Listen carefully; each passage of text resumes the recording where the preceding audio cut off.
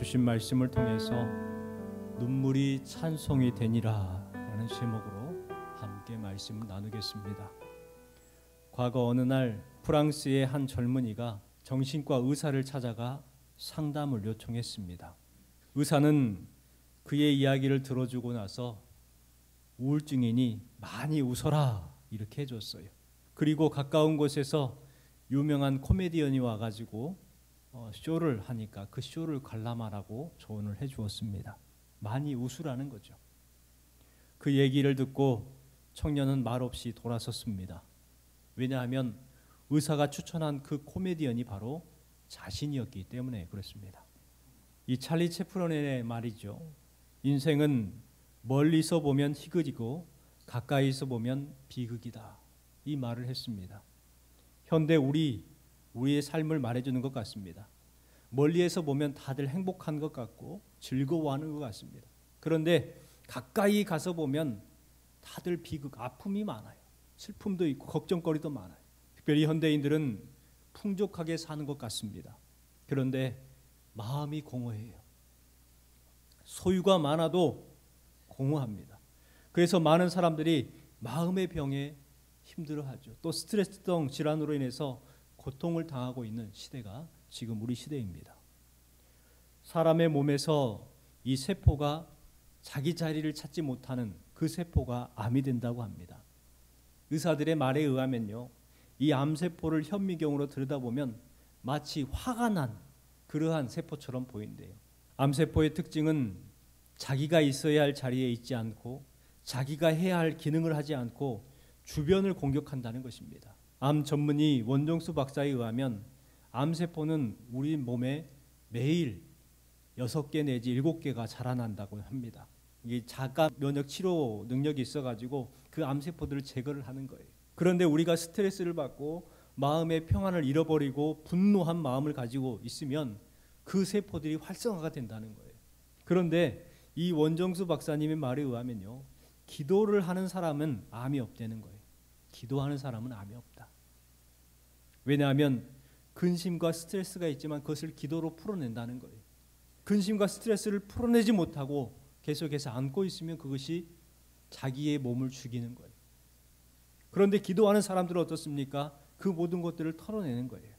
우리가 하나님의 말씀 의지하고 기도로서 우리의 마음 잘 관리를 할 때에 하나님께서 우리에게 주시는 강건함과 은혜와 복을 내려주실 줄 믿습니다. 그리함을 통해서 영혼이 잘 되고 범사가 잘 되고 비로소 강건의 복을 누릴 수가 있는 거예요. 느헤미야 11장에는 성벽 건축 후에 느헤미야가 예루살렘 성 안에 사는 사람들을 제비 뽑아서 거하도록 정착시키는 장면이 기록되어 있습니다. 지난주에 함께 말씀을 나눴었습니다. 예루살렘은 당시에는 살기 험한 곳, 힘든 곳이었어요. 하지만 그들이 그 수고와 헌신을 감당하고 나중에 시간이 지나서 가장 좋은 곳으로 발전하게 됐죠. 여러분, 어떤 사람이 잘 되느냐, 어떤 사람이 복을 받느냐, 앞서서 수고하는 사람이 잘 됩니다. 하나님의 뜻을 인정하는 사람, 스스로 자원하는 사람, 복을 빌어줄 수 있는 사람이 잘 되는 거예요. 그리고 12장에는 바벨론에서 귀환한 제사장들과 레위 사람들의 계보가 적혀 있습니다. 많은 사람들의 이름이 기록이 되어 있지요. 왜 레위인들의 계보를 그렇게 일일이 조사해서 이름들을 기록해 놓았을까요? 굳이 기록하지 않아도 될 텐데 왜 꼭 굳이 그런 이름들을 기록했냐는 거예요. 그들은 그 이름을 통해서 교회의 제도를 재정비를 하고 신앙 전통을 계승하기 위해서 그렇게 했던 거예요. 계보에서 조상들의 이름을 자세하게 열거한 것은 현재 자신들의 신앙, 그 뿌리가 어디인가 생각해보고 그 뿌리에 대해서 감사하는 마음을 갖기 위해서 그처럼 계보를 기록했다는 것입니다. 이처럼 신세대에게 무엇보다도 중요한 것은 기성세대에 대한 감사하는 마음이에요. 요즘 어른에 대한 존경심이 많이 약해졌습니다. 자기들이 잘나서 잘 먹고 잘 사는 것처럼 자기네들이 능력으로 이렇게 이루어놓은 것처럼 생각하면서 기성세대를 무시하죠. 배우지 못했다고. 하지만 기성세대의 노력이 있었기 때문에 지금 우리 세대가 잘 먹고 잘 사는 거예요. 그것을 잊어버리면 안 돼요. 그러나 기성세대를 무시하는 것은요, 결국 자기 얼굴에 춤을 뱉는 것과 똑같은 거예요. 그렇기 때문에 우리는 존경하는 마음을 가져야 한다는 것입니다. 오늘 본문에는 성전과 성벽을 하나님께 봉헌하는 봉헌식 장면이 기록되어 있어요. 우리 27절 말씀을 같이 한번 읽어보겠습니다. 예루살렘 성곽이 낙성되니 각처에서 네 사람들을 찾아 예루살렘으로 데려다가 감사하며 노래하며 재금치며 비파와 수금을 타며 즐거이 봉헌식을 행하려 하매. 자, 주신 말씀에 보면 이 성벽 봉헌식 장면을 통해서 우리가 어떤 마음을 가지고 삶을 살아가야 되며 어떤 마음을 가지고 우리가 성탄을 준비해야 되는지 한번 생각해 보는 시간이 되었으면 좋겠습니다. 이 성벽 봉헌식을 보면은요, 하나님께서 받으시는 마음이 기록이 되어 있어요. 하나님께서 받으시는 마음은 어떤 마음인가? 우리가 성탄을 기다리는데 이 대강절 기간에 성탄을 기다리는 마음이 어떻게 변화되어야 되는가? 오늘 주신 말씀을 통해서 한번 생각해 보았으면 좋겠습니다. 가장 먼저는요, 감사 찬송하는 마음이 되어야 합니다. 감사 찬송하는 마음. 31절 말씀에 보면 이렇게 기록하고 있습니다. 이에 내가 유다의 방백들을 성벽 위에 오르게 하고 또 감사 찬송하는 자의 큰 무리를 둘로 나누어 성벽 위로 대궐을 지어 가게 하였는데 한 무리는 오른쪽 북문을 향하여 가게 하니, 이렇게 말씀이 기록되어 있습니다. 여러분, 봉헌식을 할 때에 가장 핵심이 되는 게 뭘까요? 감사입니다. 하나님을 찬양하는 것이죠. 그래서 감사 찬송하는 사람들을 가장 앞에 세워 나아가게 합니다. 38절 말씀에도 감사 찬송하는 다른 무리를 오른쪽으로 행진하는데 이렇게 기록하고 있고, 40절에도 이에 감사 찬송하는 두 무리가 하나님의 전에 섰고, 이렇게 말씀하고 있습니다. 감사 찬송하는 계속해서 반복을 해. 여러분, 그들이 감사 찬송하는 이유가 뭘까요? 생각해 보세요. 누가 예루살렘 성벽을 쌓게 했을까요? 느헤미야입니까? 아니에요. 누가 느헤미야의 마음을 아프게 했고 누가 페르시아의 왕 아닥사스의 마음을 움직였을까요? 누가 산발락과 도비아의 그 악한 음모를 극복하게 했고 백성들을 수문학 광장에 모아서 회개하게 했을까요? 눈물을 흘리게 했을까요? 느헤미야였습니까? 에스라였을까요? 아니에요. 하나님께서 하신 거예요. 그들이 한 것이 아니에요. 다 하나님께서 이루셨어요. 그렇기 때문에 느헤미야와 백성들은 빚진 자의 마음을 가지고 하나님께 봉헌식을 하고 있는 거예요. 어떤 마음을 가지고? 감사 찬송하는 마음을 가지고.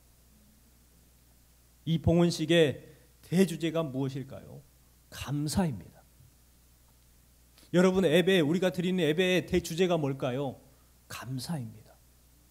우리가 성탄을 맞이하는데 가장 중요한 마음, 어떤 마음일까요? 감사 찬송하는 마음이에요. 성탄절을 기다리는 우리의 마음에 필요한 것이 바로 빚진 자의 마음입니다.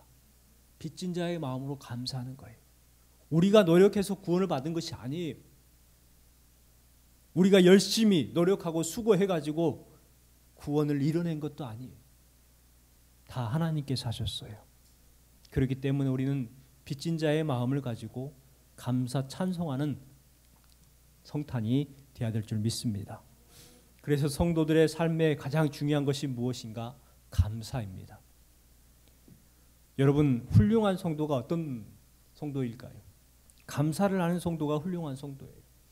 축복을 많이 받는 성도는 어떤 성도일까요? 감사를 많이 하는 성도예요. 깊은 영성을 소유한 성도는 누구일까요? 범사에 감사하는 성도예요. 부족해도 배움이 짧아도 감사하는 성도가 훌륭한 성도인 거예요. 특별한 일이 있어서 감사하는 사람보다요, 평범한 삶에서 감사하는 사람이 훨씬 더 영성 깊은 사람이에요. 어떤 사람은 암에 걸렸다가 기적적으로 나았어요.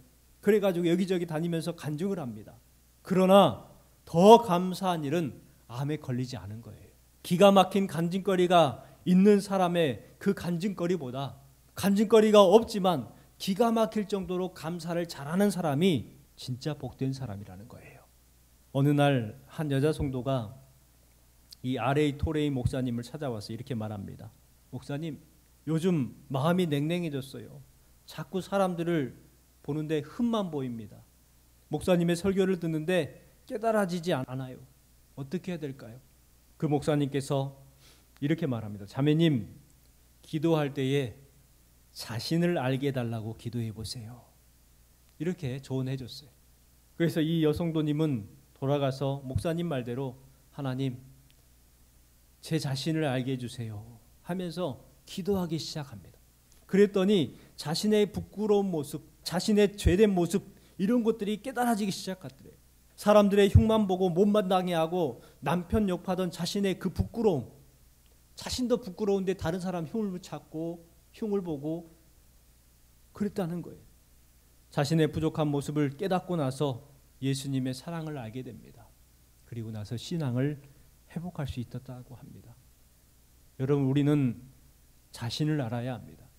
자신을 알면 누구도 원망할 수 없어요. 누구를 내가 감히 판단해요. 누구를 감히 훈계를 해요. 나도 부족한데. 자신의 부족함을 발견하면 섭섭한 것이 사라져요. 억울함도 사라지고 불평도 사라집니다.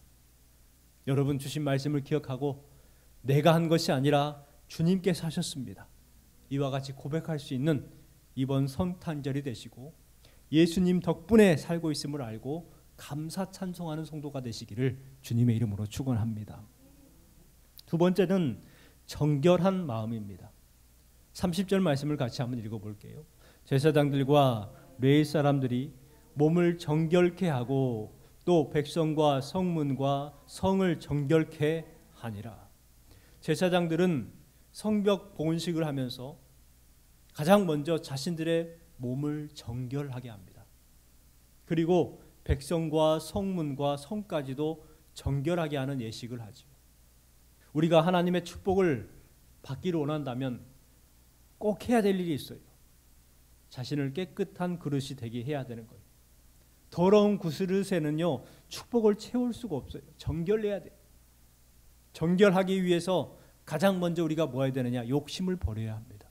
예전 교회에 청소를 할 때에 빗자루를 가지고 천정에 있는 거미줄을 제거를 한 적이 있습니다.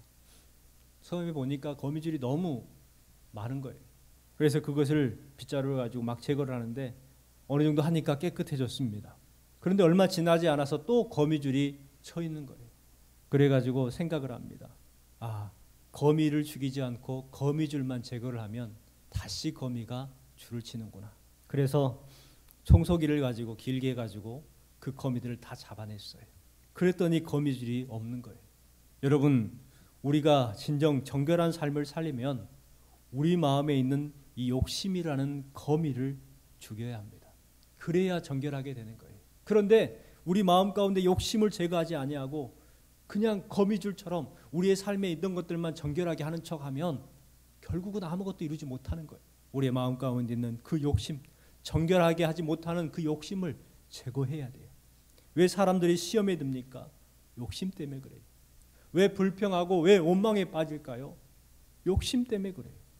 마음이 삐뚤어지는 것도 욕심이고 매사에 부정적인 것도 욕심 때문입니다. 그렇기 때문에 욕심을 버려야 돼요. 여러분, 주신 말씀처럼 신실하게 진실하게 거룩하고 정결한 성도가 되시기를 주님의 이름으로 축원합니다. 세 번째는요, 경배하는 마음입니다.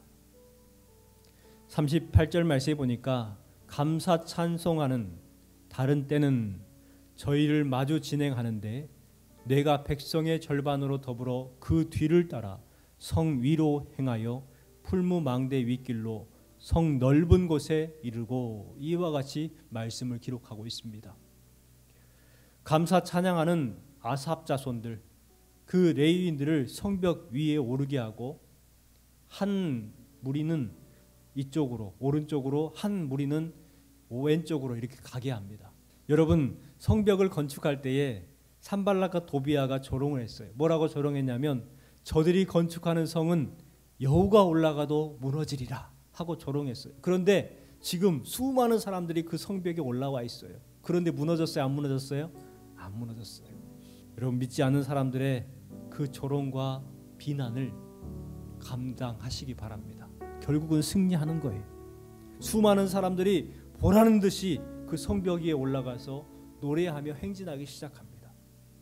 첫 번째 행렬은 제일 앞에 학사 에스라가 선두에 서가지고 그 뒤에 이제 아삽 자손들이, 레인들이 악기를 가지고 이렇게 행군을 하기 시작합니다.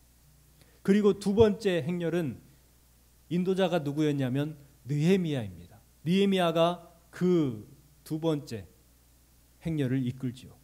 그런데 말씀해 보니까 느헤미야가 제일 앞에 서지 않아요. 노래하는 아삽 자손을 앞에 세웁니다.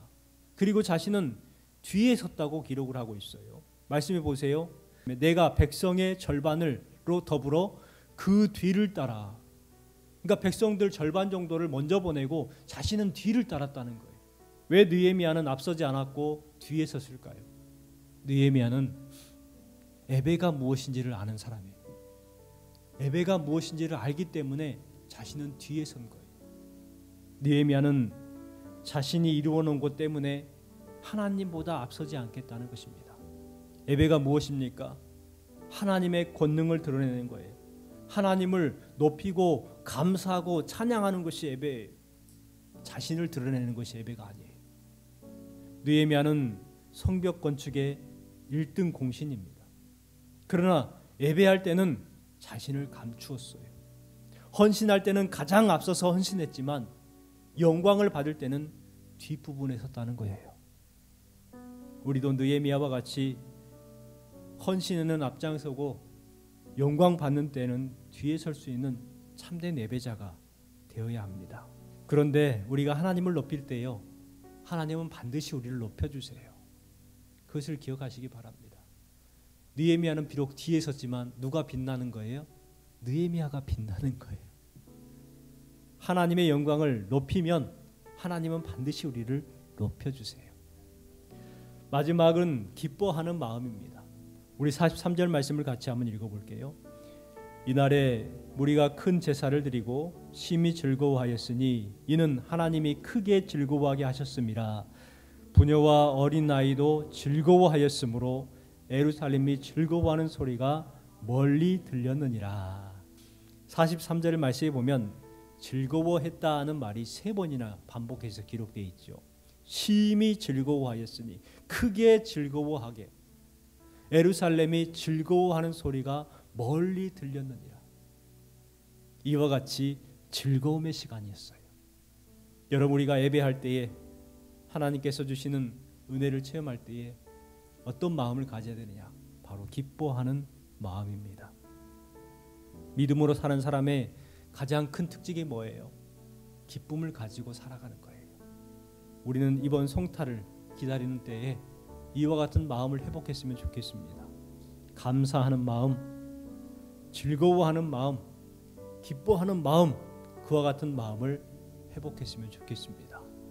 저와 여러분의 삶 가운데에 이번 성탄절을 통해서 믿음으로 사는 사람, 그 복을 누리시고 믿음으로 나아가면서 현재의 아픔과 당하는 어려움들을 미래의 축복으로 바뀜을 통해서 오늘 말씀 제목처럼 눈물이 찬송이 되는 그와 같은 삶이 되시기를 주님의 이름으로 축원합니다.